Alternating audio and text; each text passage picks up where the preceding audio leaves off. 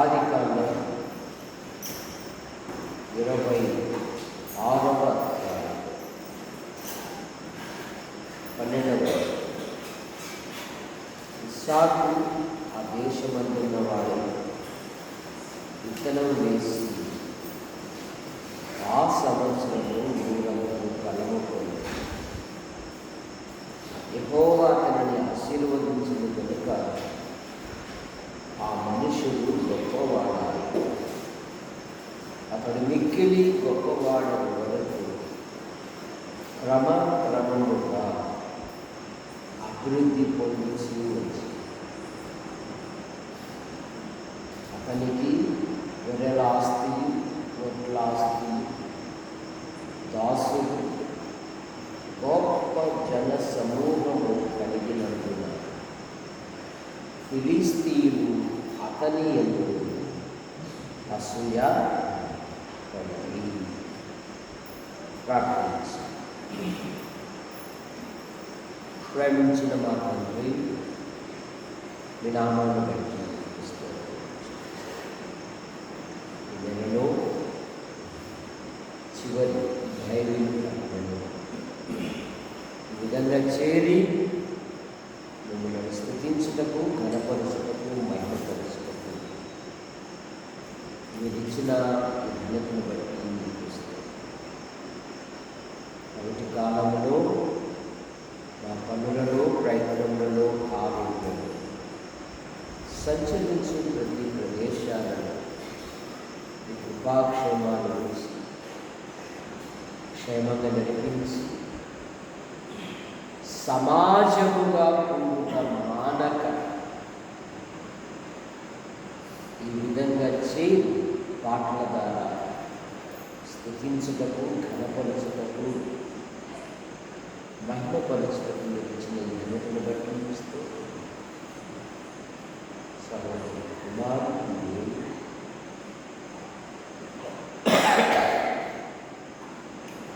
చాలా బలహీనతతో ఉన్నదా కనికరించి ఆరోగ్యించండి. అలాగే గణేశ్వామి కుమార్ దేవా, మీ పిల్లలను మీరు స్వస్థపరచు, పూర్ణ ఆరోగ్యం, పూర్ణ స్వస్థత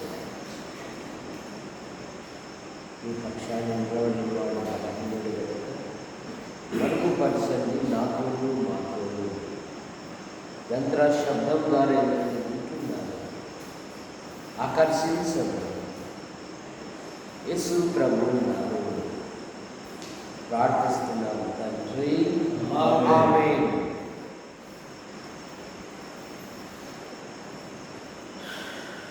ఇస్సాకు అనగా నవ్వు అని అంటారు. ఎందుకంటే అబ్రహాము ఇంటిలో ఐశ్వర్యానికి తక్కువ లేదు. అబ్రహాము ఎప్పుడు మదన పడుతూ ఉండేవాడు. ఆయనేమో వాగ్దానం ఇచ్చాడు, నేనేమో అయిపోయినా మా ఆవిడ కూడా కుదరాల స్థాయికి వచ్చింది. ఇంత సంపదకు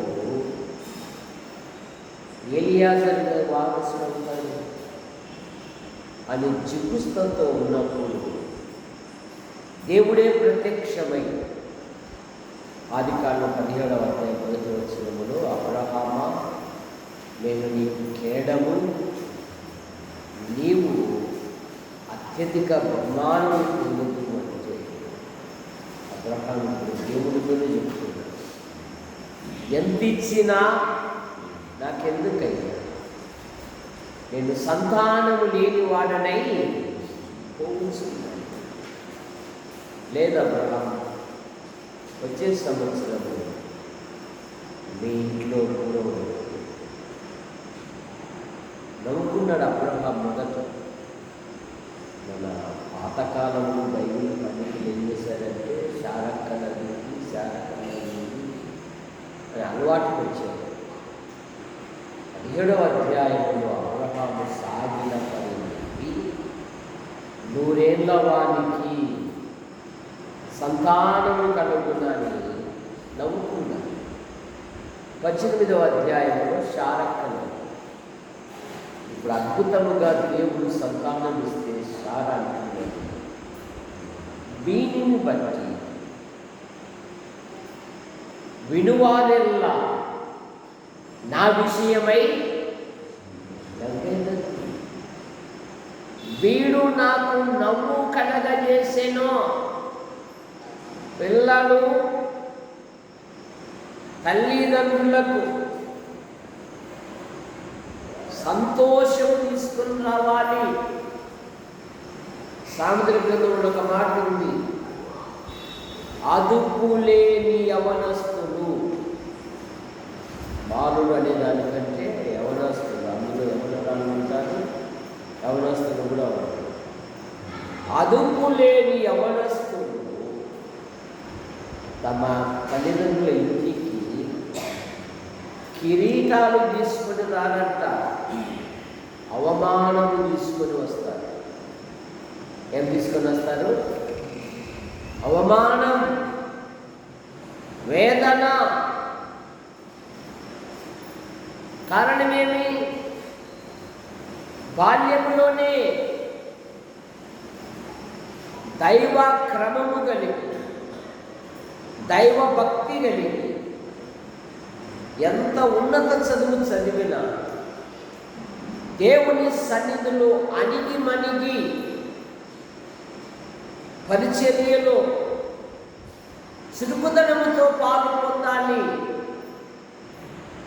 అప్పుడే దీవెన.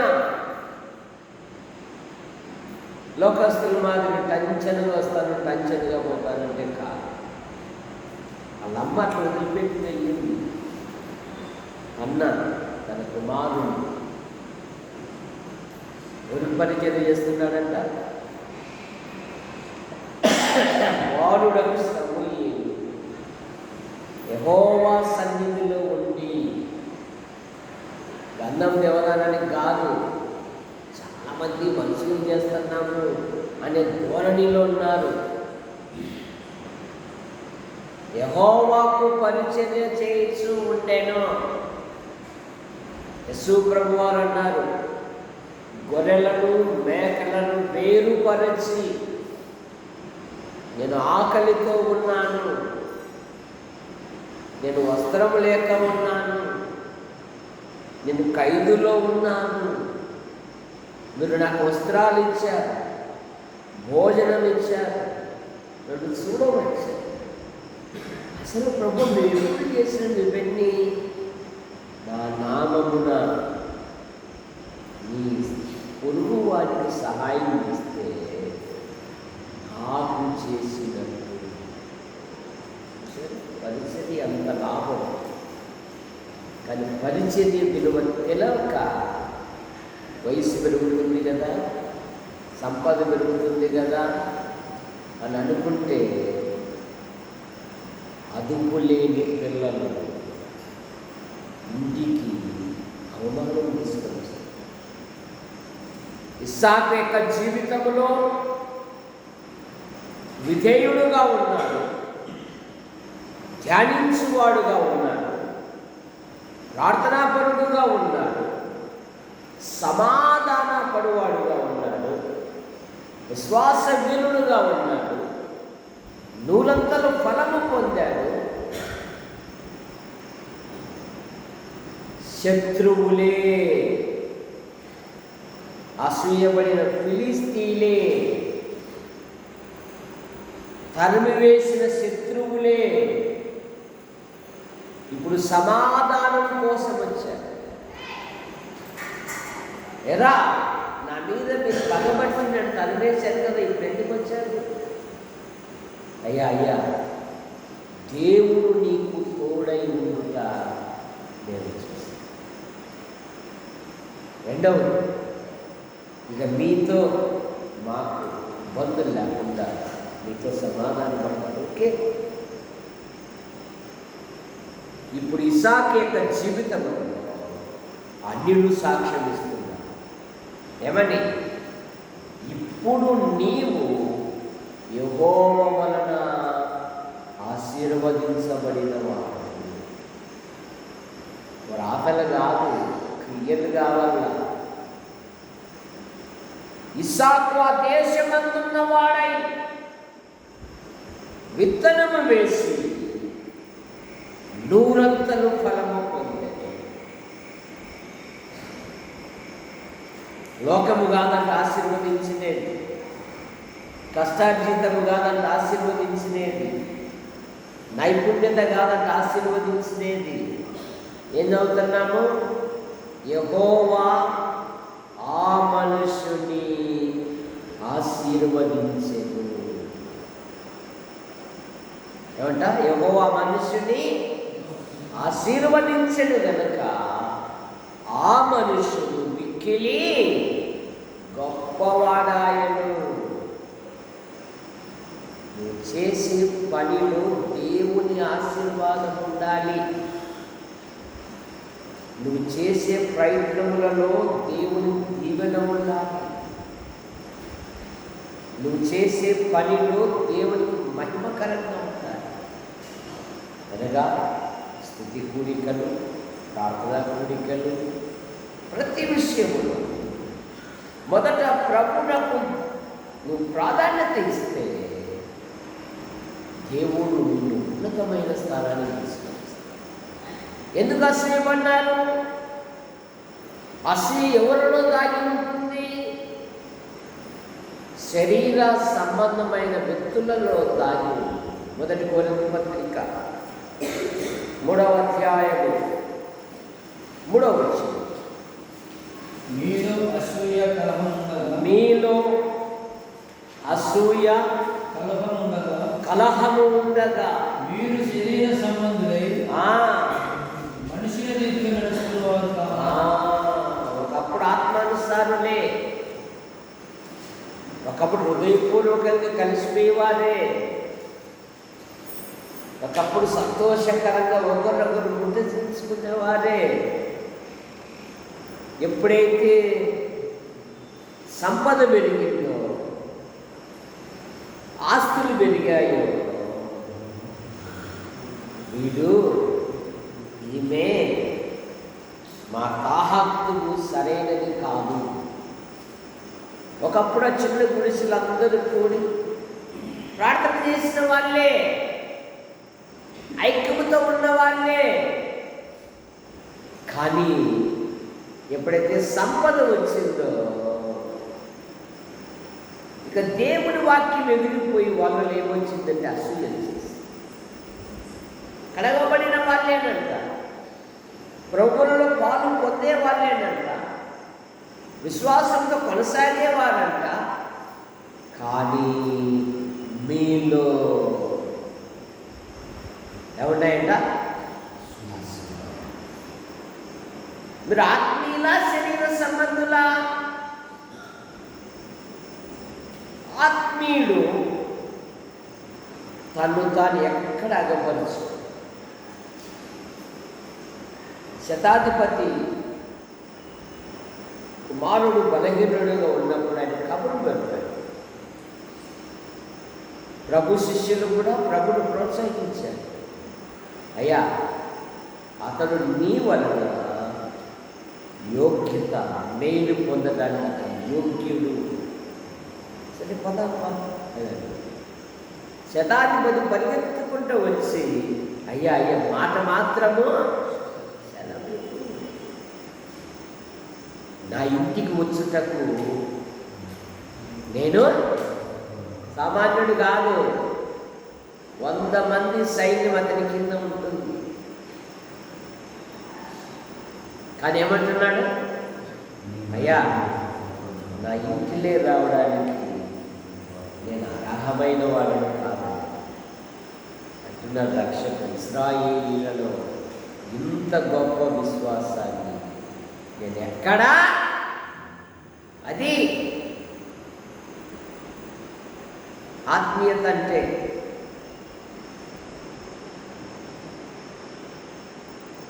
ఆధ్యాత్మిక విషయాన్ని తీసేసుకున్నాం నీ హృదయంలో, అసూయను ఏర్పరుచుకున్నాం. గలతీ పత్రిక 5వ అధ్యాయం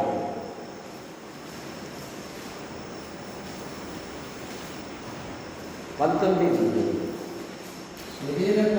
శరీర కార్యములు స్పష్టమైనవి, అవేవనగా జారత్వము, పవిత్రత, కామకత్వము, విగ్రహారాధన, అభిచారము, వేషము, కలహము, మత్సరములు, క్రోధములు, కక్షలు,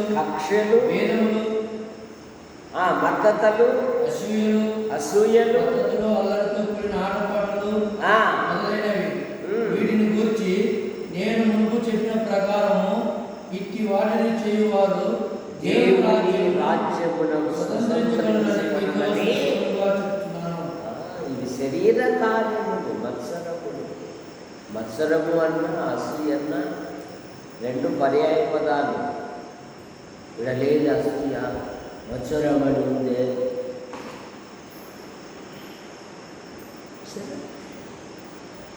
ఇవి శరీర సంబంధమైనవి. ఇలాంటివి నీ హృదయంలో ఉంటే నువ్వు దేవుని రాజ్యానికి అర్హుడవు కావని బైబిల్ చెప్తుంది. అందుకే దావీదు భక్తుడి కీర్తనలో అనేక సార్లు అన్ని విధాలుగా ప్రార్థన చేస్తాడు. ప్రభువా, నా హృదయములో నీకు ఆయాసకరమైన మార్గం ఏదైనా ఉంటే అది నాలో అది నా నుండి తొలగించు.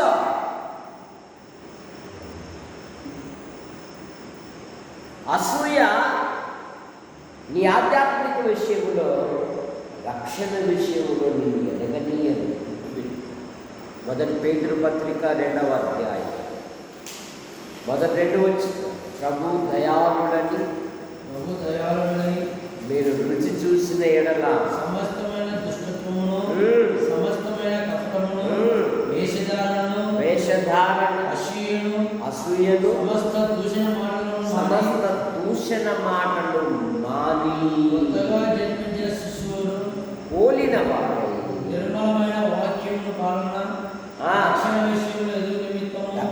విషయంలో ఎదుగు నిమిత్తం ఆ పాలన అపేక్షించుడి. ఆ పాలను అపేక్షించి వీటిని మానాలి. వేటిని? నిన్న రాత్రి నన్ను వచ్చిన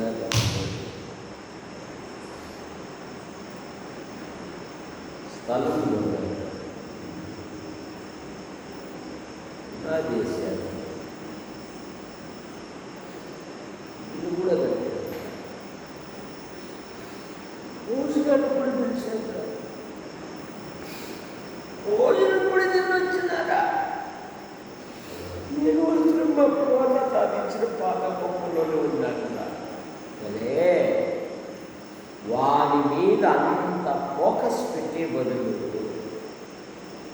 నీవు ఫోకస్ పెట్టుకుంటే వానికంటే రేపు నీ ఇల్లు ఎప్పుడో కట్టించాను. మనసంతా మన మీద కాదు, ఎదుటోళ్ళ మీద. అవసరమా?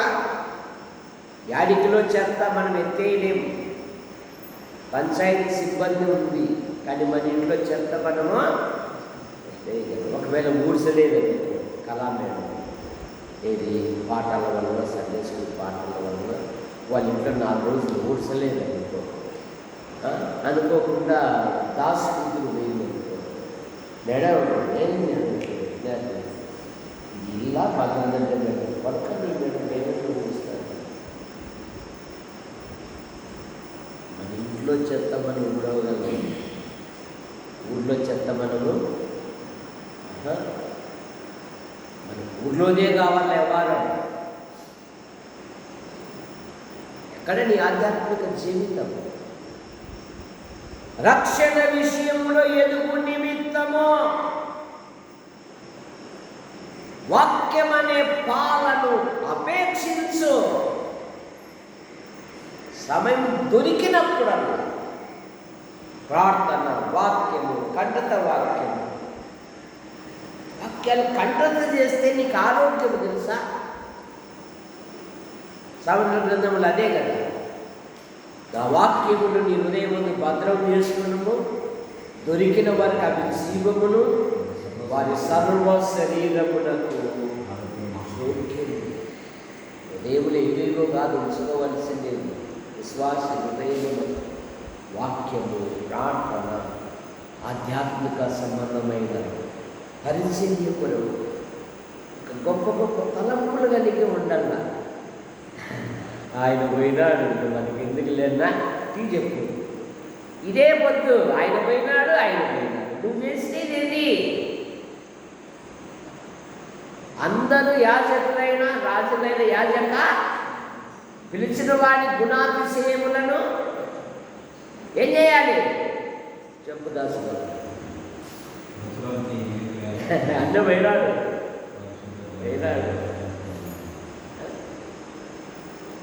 ఆడిపోతాడు, వాడి పని వాడు. కానీ మన పని నీలో ఉన్న ఆత్మలక్ష్యం, నీలో ఉన్న సాక్ష్యం ఇతరులకు ఏమైనా ఒకసారి మన్నన చేసుకో, ఒకసారి పరిశీలించుకో. ఈరోజు ప్రభుని గురించి నేనేమైనా 4 మాటలు మాట్లాడినా, లేదంటే ఒక వ్యక్తి గురించి ఎన్ని మాటలు మాట్లాడినా, లేదంటే నలుగురికి చెడు ఎన్ని విధాలుగా పంపించిన విశ్వాస లక్షణం కాదు. నా ప్రభు దగ్గర నేను పని చేస్తే నాకు జీతం ఉంది. ఇష్టపడినా ఇష్టపడక భారము నా మీద ఉంది. ఒకరు వంక చూసి తప్పించుకొని జీవించడం అది కొన్నాళ్ళే, ఎప్పుడోసారి చెప్తాం. అప్పుడు దేవుడే అడుగుతాడు,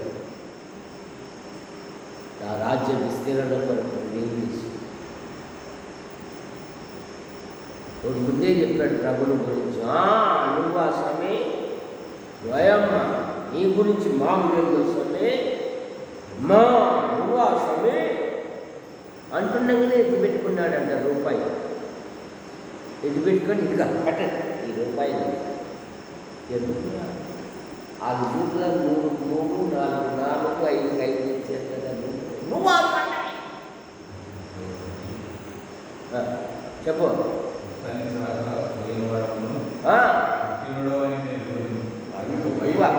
అందుకే కదా ఏమన్నాడు జగదీశ్వని, ఏమన్నాడు అసలు నువ్వే చెప్పంటున్నాడు ఆయన. చెడ్డదాసుగా ఏమన్నాడు, నా సహకారులకు ఇచ్చిన సాధన నేను వాళ్ళతో రాబట్టుకుంటున్నాను. నా సమయమైనా నీ సమయమైనా లోకంలో ఉన్న ఏ మానవునికైనా 24 గంటలే, 25 గంటలు ఈ అధికారికి లేదు. కానీ జీవితం స్వల్పం. నువ్వు బతుకున్నప్పుడు ప్రభు కొరకు ఏవైతే చేస్తావో అవే పరలోకంలో ప్రశంసించబడతాయి. సరే ఏనా నెల్లూరు సరైన వసతులు కూడా ఉండవు, ఇంకా బయటికి వెళ్ళాల్సిందే. కానీ సువార్త విషయంలో అద్భుతంగా జరిగింది. ఇక్కడ బాత్రూమ్ లేదు, ఇక్కడ దోమలు కుడతాయి కదా. రక్షకుడు ఎంత ప్రయాసపడ్డాడు. నీకు 3 పూటల భోజనం దొరుకుతుందా లేదా? నడువు వలుచుకోవడానికి స్థలం ఉందా లేదా? అన్నీ కావాలా? అలాగా పూర్వ భక్తులు అడుగుల్లో లోయల్లో దాక్కొని ప్రభు కొరకు జీవించారంట వాళ్ళు. నీకు అది కూడా లేదు. అందుకే సమయం అమూల్యం. రెండవది అసూయ వివాదాలు రేపుతుంది. ఏం రేపుతుంది? వాదములు, గళిత పత్రిక 5లోనే మత్సరములు అనే పదము మనం చూస్తాం. రెండవది అసూయ, 7వ మాట, దేవునికి సహోదరులకు ఇష్టలు కాకుండా చేస్తుంది అసూయ. దేవునికి సహోదరులకు ఇష్టలు కాకుండా చేస్తుంది. అందుకంటున్నాను, నేను వస్తున్నాను, నేను వచ్చినప్పుడు మీలో కొందరు దేవునికి ఇష్టలు కాదేమో అని భయపడుతున్నా అన్నాడు పౌలు గారు 2వ కొరింథీ పత్రిక 12వ అధ్యాయం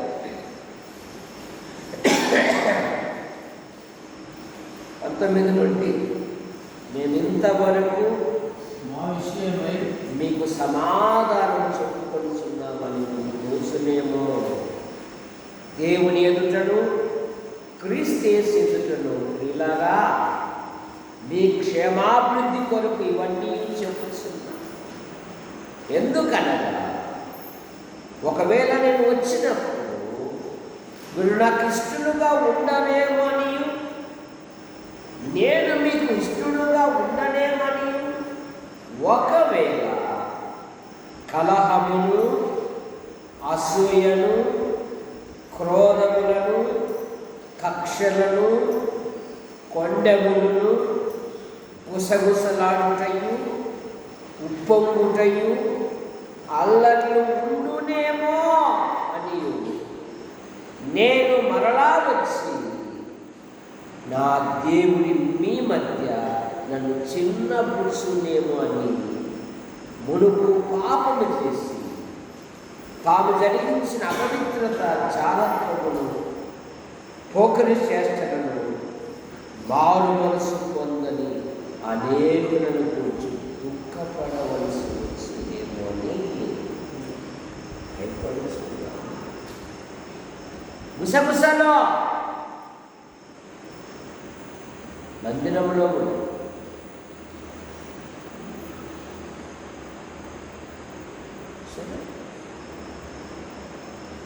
తిందో మహిళలకు దేవుడు గొప్ప వరం ఇచ్చినాడు. శబ్దమే లేకుండా పెదవులు కదులుతానే ఉంటుంది, సమాచారం పోతానే ఉంటుంది. పక్కన చెవులేమో ఈ పక్క పెట్టింటారు, నోరేమో ఆ పక్క పెట్టింటారు.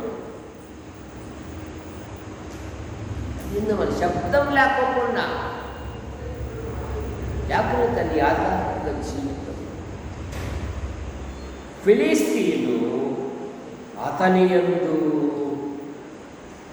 అసూయపడిరి. ఎందుకు అసూయపడ్డారు? అభివృద్ధిని చూసి. ఆదికాండం 26:14 అదే కదా, అతనికి గొర్రెలాస్తియు, గొడ్లాస్తియు, జన సమూహములు కలిగినందున అతని యందు ఫిలిస్తీయులు అసూయ, నీ అభివృద్ధిని చూసి.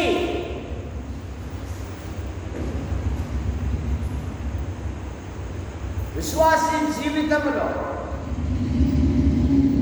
దినదినము క్షేమాభివృద్ధి నొందాలి. రెండవది అసూయ,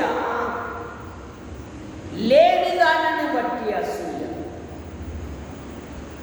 లేయా ద్వేషించబడుట దేవుడు చూశాడు. ఎవరు చూశాడంట? ఆమెకు సంతానం ఇచ్చాడు.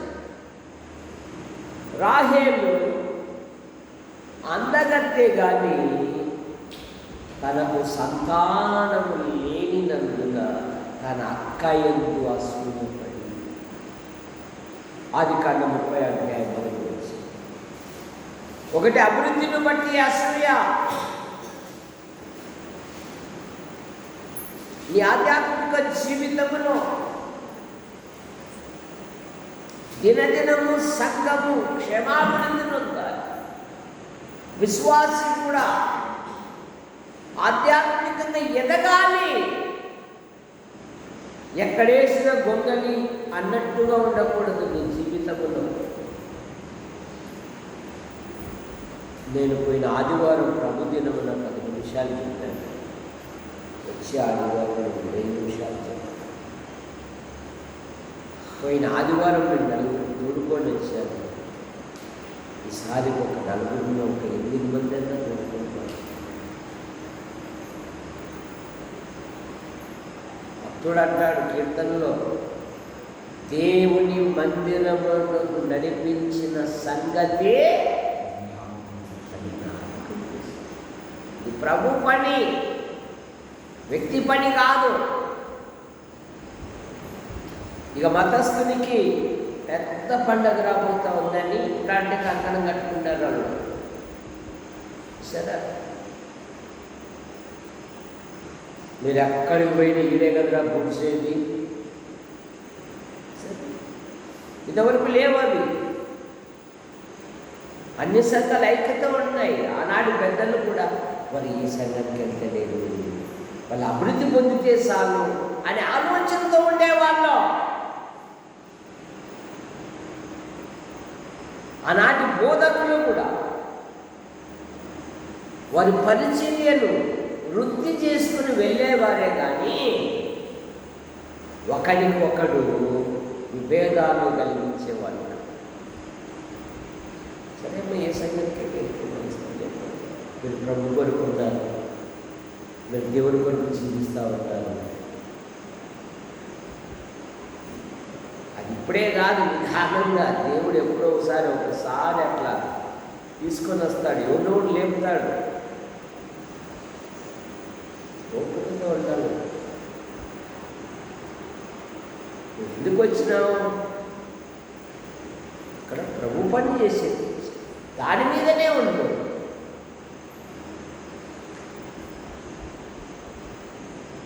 మధ్య ఒక భోజనాన్ని పిలిచింది అంట. ఎట్లాగా అదమ్మా పిలిచాల్సి ఉండేది, నన్ను మా భార్య పిల్లలను పిలిపి భోజనం పెట్టు, నేను సత్యంలో నీ గురించి పొగిడింది ఎవరిక వృత్తి బోధకుడు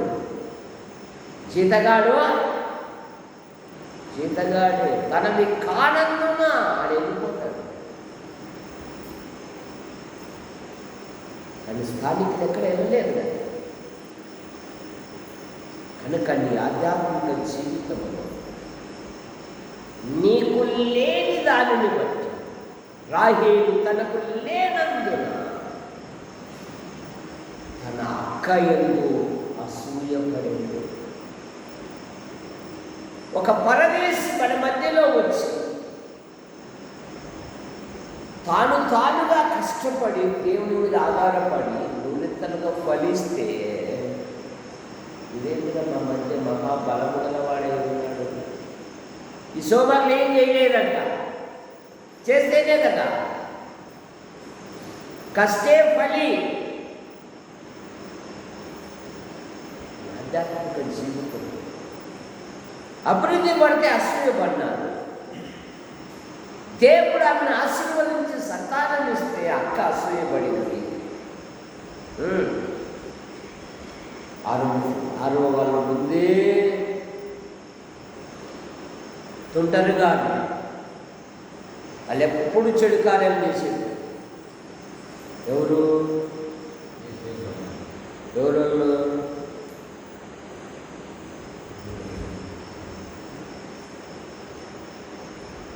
జవాబు అర్థం కాలే, వాళ్ళ చెప్పు అంటున్నాడు. యోసేపు వారి యొక్క దుశ్చర్యకు, వారి యొక్క దుష్ట చేతలకు, వారి యొక్క దుష్ట పనులకు ఏకీభవించకుండా వాళ్ళు చేసే చెడు పనులన్నీ తండ్రికి చెప్తా ఉంటే అతని ఎందు అసూయ ఎలా నువ్వు ఒక్కడి మీద. అదేదో సామెత ఉంది, పూలవనంలో గంజాయి మొక్క ఒకటి ఉంటే ఏమైతుంది? నేను కాదన్నా అన్నాను, అక్కడ పోయి చెప్తాన్నాడు ముసలాడికి. ఆదికాండం 37:11.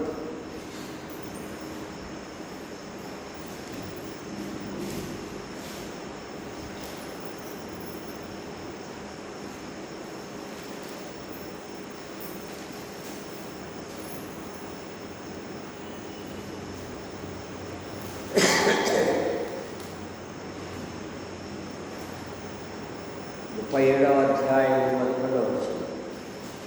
అతని సహోదరుడు అతని యందు అసూయపడి అయితే అతని తండ్రి ఆ మాటలను జ్ఞాపకము చేసుకునేది.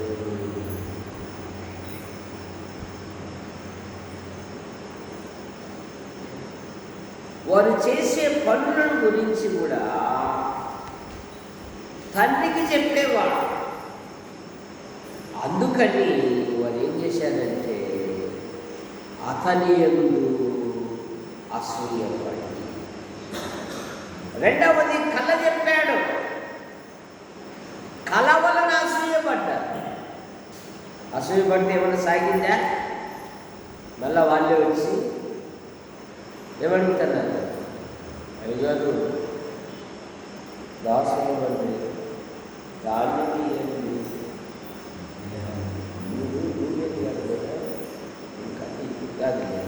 పట్టించి మళ్ళీ రెండోసారి మూడోసారి తన తమ్ముడు పెట్టుకుంటాడు.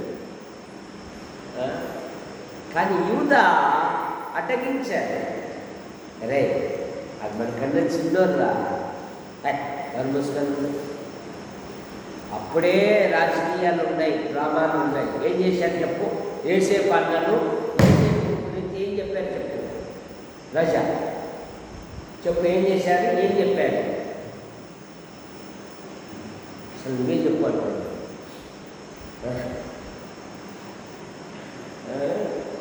నేనా మీ అందరిలో పోయి చాలా దినాలు అయింది కనుక్కుంటాను అని పంపిస్తే వస్తాడా కళల రాకుమారుడు ఏంట? కళల రాకుమారుడు వస్తున్నాడు అంటే మీరు చట్టేస్తారు భక్త అన్నాడు. ఎదురా గుట్టల పడేయండి, ఎదురా ఊరుకున్న బదులు అన్నించి లాభం కదరా మనకు. వాడు కూడా అది వ్యాపారం పెట్టుకున్నాడు కదా. ఎవరు? యూదా. నేను ఆయన మీకు అప్పగించిన ఎడల నాకేది ఇదే లోకానికి నాకేమెత్తురు?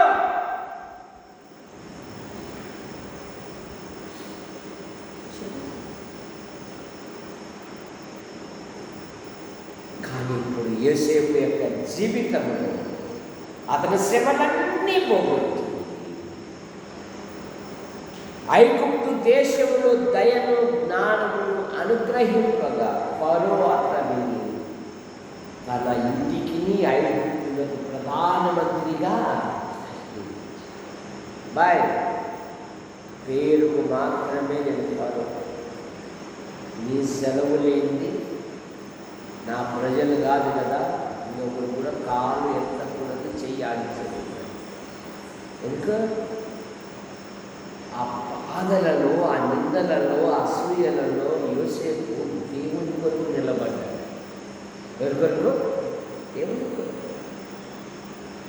తర్వాత నీ ఆధ్యాత్మిక జీవితం చాలామంది సొగసును బట్టి అసూయపడుతున్నారని యెహెజ్కేలు గ్రంథం 41వ అధ్యాయం 9వ వచనం.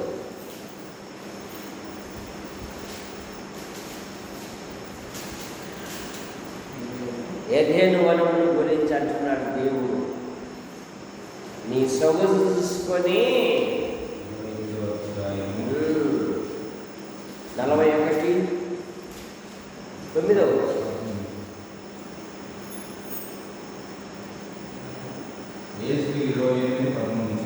చదువు.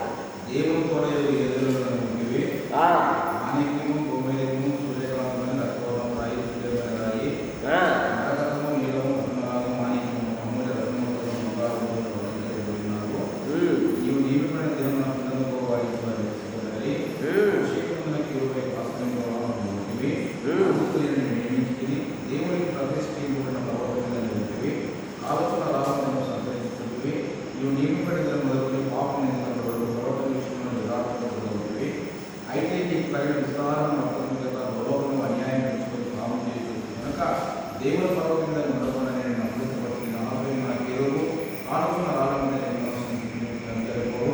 నిన్ను నాశనం చేసుకుని నీ సౌందర్యం చూసుకొని గర్వించిన వాడవై నీ తెలివి చూసుకొని జ్ఞానం తెలుసుకున్నవి కావాలని నేను నిలబడవేస్తున్నాను ఆలోచించుకుని నేను అప్పగించను. నీ సొగసును చూసి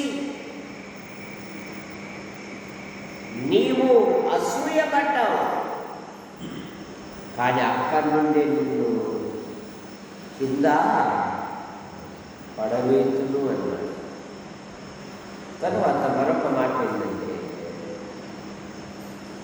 అహరోనును బట్టి వారు అసూయపడ్డారు. 106వ కీర్తన 16వ వచనం 16-17.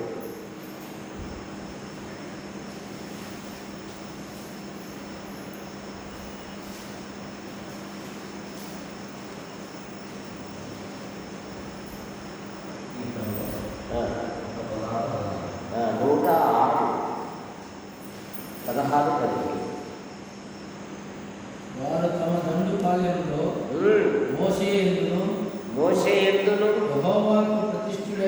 యెహోవాకు ప్రతిష్ఠుడైన అహరోను యందును అసూయపడిరి. భూమి నెరవిడిచి దాతానును మృంగెను. దైవజనుల మీద, దేవుని సేవకుల మీద యేసయ్య గ్రంథం 31వ అధ్యాయం 9వ వచనం. విస్తారమైన కొమ్మలతో దానిని శృంగారించినందున దేవుని వనమైన వృక్షములన్నీ దాని సొగసును చూసి దాని యందు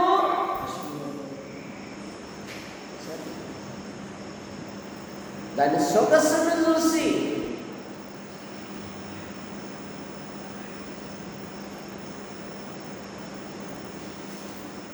ఆధ్యాత్మిక జీవితం ప్రభువును స్తుతించాలి. అవిధేయులైన యూదులు పౌలు గారు దేవుని వాక్యం ప్రకటిస్తూ ఉంటే రమారవి ఆ పట్టణమంతా దేవుని వాక్యం వినేది తిరిగారు. ఎప్పుడైతే పట్టణం ఏకీభవించిందో అవిధేయులైన యూదులు మత్సరపడి పౌలు గారు చెప్పిన మాటలకు అడ్డముగా చెప్పినట్టు. ఇప్పుడు అడ్డములు వాళ్ళు ఎక్కువైపోయినారు కదా.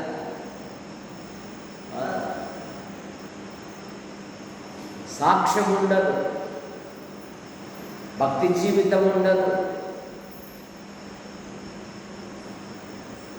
వల్లించడమే. ఈ పదాలకు, ఈ వాక్యాలకి నేను అర్హునా? రోమాపత్రికలు అదే కదా, ఎదుటి వాడిని బోధించుచున్న నిన్ను నీవు బోధించుకొనలేవా? అరుపులేలా? ఇంటి ముందర కుక్క ఉందనుకో, అది ఇంటి ముందరే మునగడమే. వీధిలో పోయి మునిగిందనుకో, ఇతర వచ్చిన కుక్కలని పట్టి పీకుతాయి దాన్ని. అది ఇంటి వరకే దానికి సరే. అది వచ్చి వీధిలో మునగమను, ఏడాది చిల్లర కుక్కలను వచ్చి కత్తితో కన్న పీక్కొని దాన్ని సొగని చూసి అసలు అపోస్తుల కార్యం 13వ అధ్యాయం 44-45.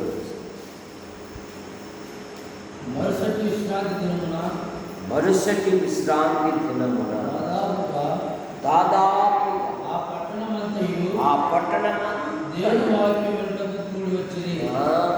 ఒకరిద్దరు కాదంట, పట్టణమే. ఆయనే రక్షించబడినప్పుడు 2 పట్టణ ప్రజలు మొర్దెకై రాజ నివాసం వెళుతున్నప్పుడు పట్టణమంతయు సంతోషించింది. సామెతలో ఒక మాట, నీతిమంతులు వర్ధిల్లుట పట్టణమునకు సంతోషము. నువ్వు ఉన్న స్థలములో నీ సాక్ష్యాన్ని బట్టి కొందరైనా ప్రమాదం లేక ఇక్కడ అడ్డం చెప్తున్నారు, చదవండి. యూదులు జన సమూహములను చూసి మత్సరముతో అసూయతో నిండుకొనిన వారై దూషించుచు పౌలు చెప్పిన వాటికి అడ్డగోళ్ళు వాళ్ళైతే ఎక్కువైపోయిందండి. అడ్డగోళ్ళ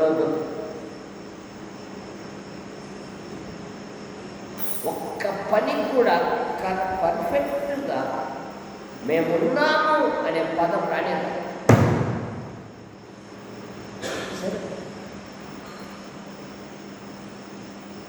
అడ్డముగా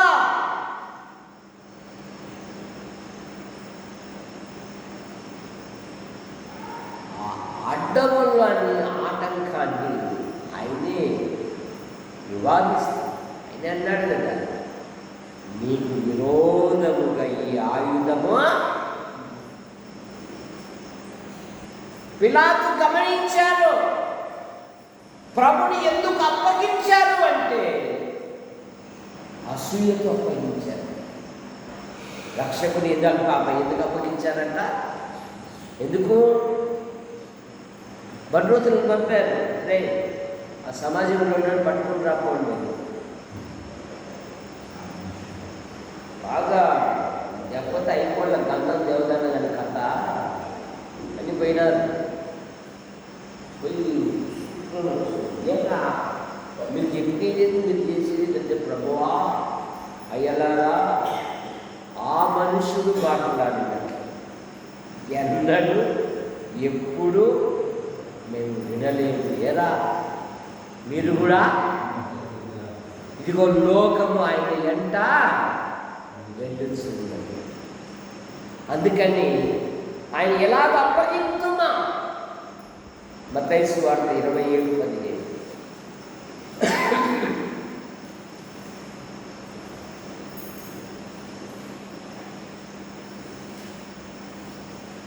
జనులు కోరుకున్న ఖైదీని పండుగలలో విడుదల చేయుటకు అధిపతికి వాడుక ఆ కాలమందు బరబ్బను ప్రసిద్ధమైన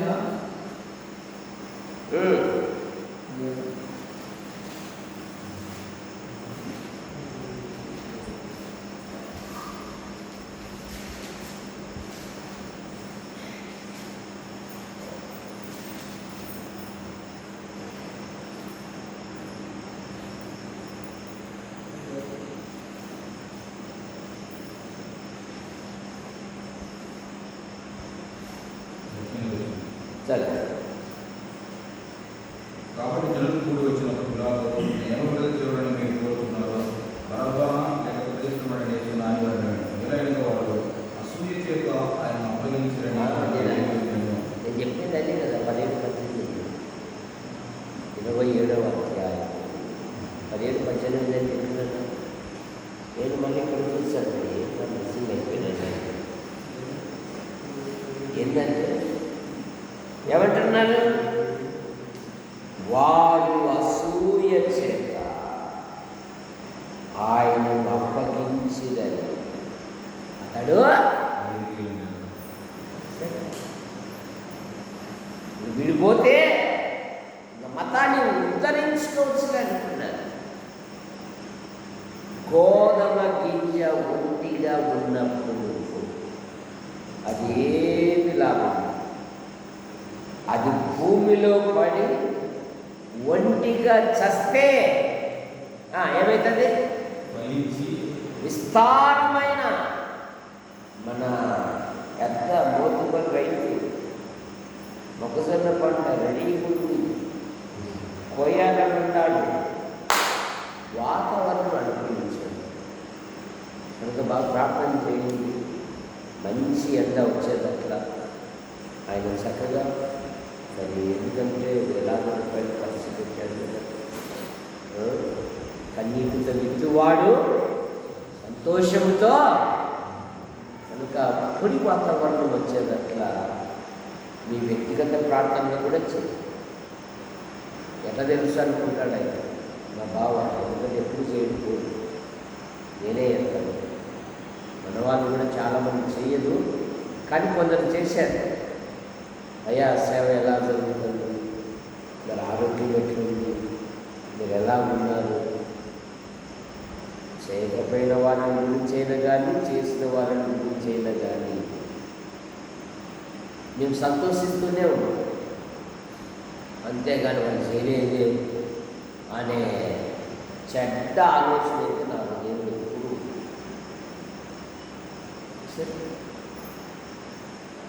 అసూయ ఫలితం దేవుడు శిక్షిస్తాడు. యేసయ్య గ్రంథం 35వ అధ్యాయం 11వ వచనం.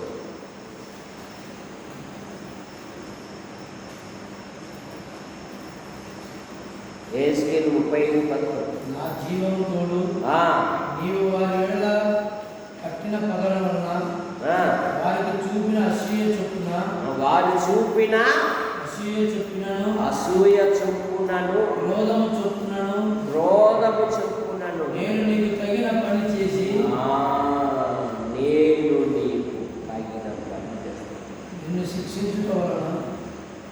యోబు గ్రంథం 5:2లో బుద్ధిహీనులు అసూయ వలన చచ్చెదరు.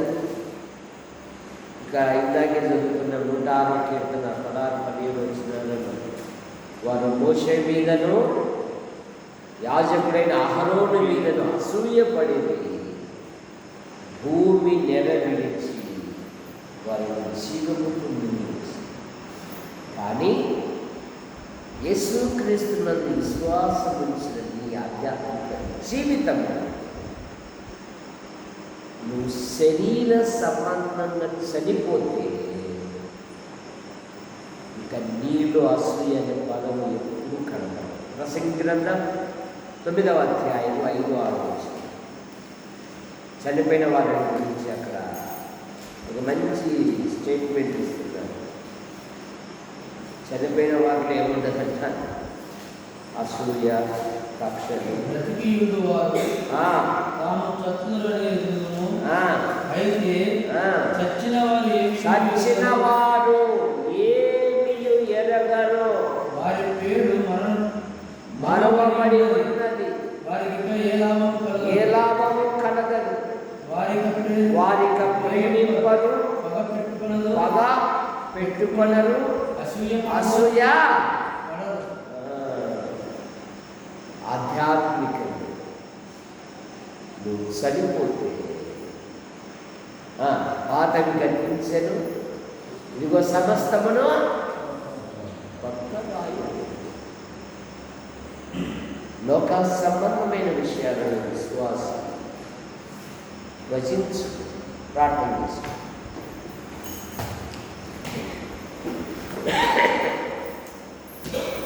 ప్రేమించిన మా తండ్రి, నామాన్ని ఈ నెలలో యేసు ప్రభువు వాడాలని నెల్లూరు జిల్లాలో దేవా నిస్వార్థం ప్రకటించిన సహాయం చేశారు. వసతులు లేకపోయినా మీరు సంపూర్ణమైన ఆరోగ్యం గురించి నడిపించారు. కృష్ణా జిల్లాలో చిన్న ప్రభావం తల్లి నాటకాల పాల్గొని సహాయం చేశారు. శనివారం రేపటిలో జ్ఞాపన పాల్గొని సహాయం చేశారు. ఆదివారం లేదా ప్రభు దినమందు పరిశుద్ధులతో సంతోషించడానికి సహాయం చేశారు. ఇది ఆ పరిచర్యను ఫలించి మమ్మల్ని చేర్చుకొని అన్ని విధాలుగా చూసుకొని ప్రోత్సహించిన ప్రతి కుటుంబాన్ని మీరు ఆశీర్వదించండి. మరో నూతన మాసం అయితే నూతన స్థలాలు ప్రదేశాలు ప్రాంతాలలో కుమారుని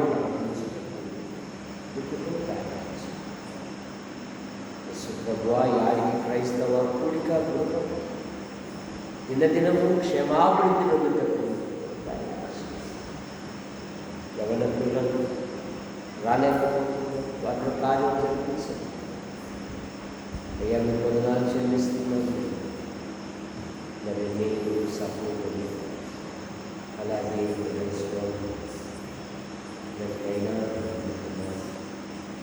ఇంకా ఎవరైనా బలమైన ఉంటే ముట్టి స్వస్థపరచు, పూర్ణ స్వస్థత. మా యాడికి మండలంలో ఉంటున్న ఆసుపత్రి, ఎంఆర్ఓ, పంచాయతీ, పోలీస్ స్టేషన్, మా మండల నాయకులను, అధికారులను, మా ప్రజలను ఆశీర్వదించు.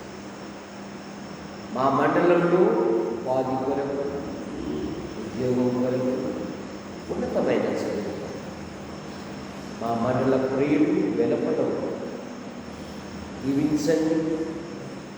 వారి డ్యూటీలను, వారి చదువులను, వారి పనులలో కృపాక్షేమాలు కాపాడు. మా తాడపత్రి నియోజకవర్గం నాయకులు, అధికారులను దీవించి మా జిల్లా కలెక్టర్ గారిని, కార్యాలయంలో నాయకులు, అధికారులను దీవించి మా తెలుగు రాష్ట్రాల ముఖ్యమంత్రులను, మా తెలుగు ప్రజలను ఆశీర్వదించి ఇప్పటికీ విజయవాడ వెలువెల్లాడుతూ నేను చివరిలో ఉన్న ప్రతి వ్యక్తికి అన్ని సహాయాలు మా భారతదేశం కొరకు మా దేశంలో స్వార్థ కొరకు విధాలుగా ప్రయాసపడుతున్నారు. ప్రతి ఒక్కరిని కూడా మీరు ఆశీర్వదించండి. మా దేశ ప్రధాని గారిని, రాష్ట్రపతి గారిని, గవర్నర్, మా దేశ సైనికులను, సైనిక పటాలను, సహోదరులు గంధం దేవు గారు ద బైబిల్ స్టడీ యూట్యూబ్ ద్వారా వీక్షిస్తున్న ప్రతి ఒక్కరిని దాదాపు చక్కగా నడుచుకుంటూ పాలు పరీక్షలు రాసించారు. మరి మంచి ఫలితాలతో పాస్ అయిన సంఘంలోని పిల్లలు ఉద్యోగరీతి ఆయన ప్రదేశాలలో మీరు ఎక్కడి కింద ఉంచుకొని కాపాడు. మరి రెండవ వాడు ప్రమోద విషయం సర్పం నుండి తప్పించారు. అయ్యా మీ కొందనాలు తెలియజేస్తుంది. ఇప్పుడు ప్రాక్టీస్ ఉన్నతమైన చదువులు చదివి వివాహాలు కూడా ఎదురు చూస్తూ, ఉద్యోగాలు ఎదురు చూస్తున్న బిడ్డలను పెడుతుంది. అయినా మీ కొందనాలు చెల్లిస్తూ సంఘము దినదినము క్షేమాభివృద్ధి పొందుతుంది. ప్రపంచ దేశాలను, నాయకులను, అధికారులను పట్టుపల్లి వ్యవహారం రాజుపోయారు. కుమారులు వారి సంతానం, వారి కుమారులు సుధామూర్తి గారి కుమారులు గుంటూరు, నంద్యాల, కర్నూలు, యాడికి, కొల్లూరు పోలీసులు సంఘాలను బలపరుస్తారు. ఆయన మీద 9 యూతులకి చక్కగా జరుగుతుంది. మరి ఇక్కడ నుండి అవనస్తులు వాళ్ళని సమేసించి మరి సిద్ధపడి వెళ్ళుట ప్రతి వారిని కార్యం జరిగించి వాహనాల విషయంలో, వాటి అర్థం చెల్లించిన విషయంలో కూడా పెట్టుకుంటాయి. యశు ప్రభువా విమోదనాలు చేస్తుంది. రమణ కుమార్ ప్రతి బలహీనతను యూట్యూబ్ ద్వారా వీక్షిస్తున్న ప్రతి ఒక్కరిని గురించి మా కొరకు ప్రార్థిస్తూ, నమస్కారం తీరుస్తూ ప్రేమిస్తున్న ప్రతి కుటుంబాన్ని శుక్రవారం వంశీయుల జరిగే స్థితి కూడి మీరు ఆశీర్వదించి ఇలాగ అన్ని విషయాలలో మైనప్పుడు యేసు ప్రభు నామములు ప్రార్థిస్తూ బయలుదేరుతున్నాం తండ్రి. ఆమేన్.